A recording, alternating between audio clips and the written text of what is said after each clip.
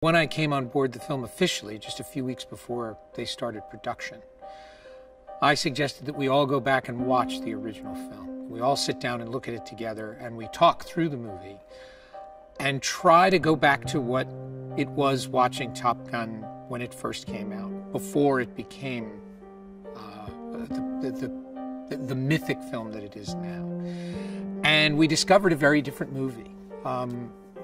There were all the scenes that we remembered that seemed to be such a big part of the movie were actually part of a much deeper tapestry. There was an emotional film in there. There's a competition film in there. There's a film that has a great deal of humor, but it also has a great deal of drama and some tragedy. During the writing of the film, also during the shooting and in the editing of the film, we found ourselves time and again leaning towards recreating moments of the film, leaning towards as opposed to creating new ground. And we found time and again that the more we let go of the original movie and went in our own direction, the film became much more true. And that there really was the possibility to make something that stood alone. It was very important to Tom and I when we would talk about Top Gun that you didn't have to see the original movie in order to enjoy this one. The pilots in the film, that was a fascinating challenge. We very much wanted to have a more developed group and a greater sense of the pilots around him. One of the things I said to Tom in that early meeting was that the original Top Gun was not just about Maverick. It wasn't just about Maverick and Goose. It was about a culture. It was about the culture of these pilots and the competition that they all had with one another, the spirit of competition that they all had with one another. And we wanted to bring some of that in, but it also had to, again, be its own story. And as a result, all of the pilots that were in this film seem to be more richly drawn. It seems to be a deeper bench of pilots, but also a richer canvas. The thing that has me most excited about this movie, the thing of which I am most proud, is it truly is the kind of movie they don't make anymore. It not just in its scope and its scale, but in its emotion, in its characters, in its storytelling.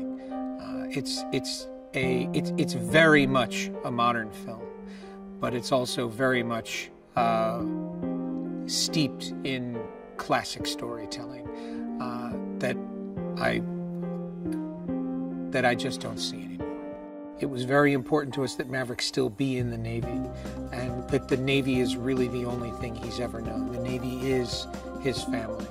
At the same time, Maverick has been in the Navy for 30 years, and at this point, as Ed Harris points out in the film, by now he should be an admiral, if not a senator.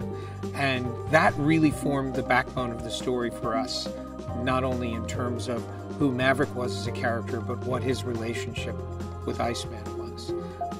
It answered the question of how would someone stay in the Navy this long and remain where he is, because what mattered most to Maverick is that he always finds a way to fly.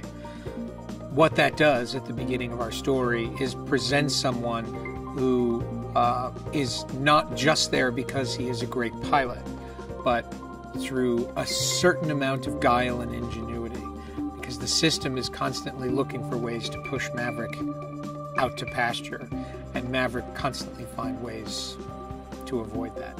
Goose permeates just about every frame of this film.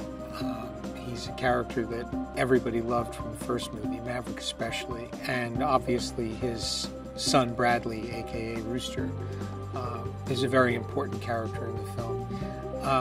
And it was a real challenge because, again, we didn't want to take audiences out of the movie and ask them to remember another film. So we had to reintroduce Goose as a character. We had to reintroduce him as a spirit in the story, and that very much came through, even down to the line, "Talk to me, Goose."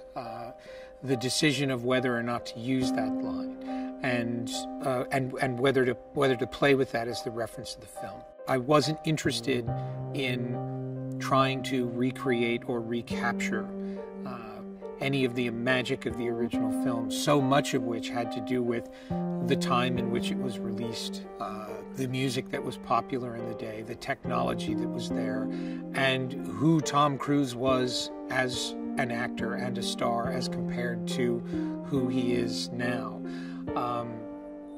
More than anything, I just wanted to be part of a really good story.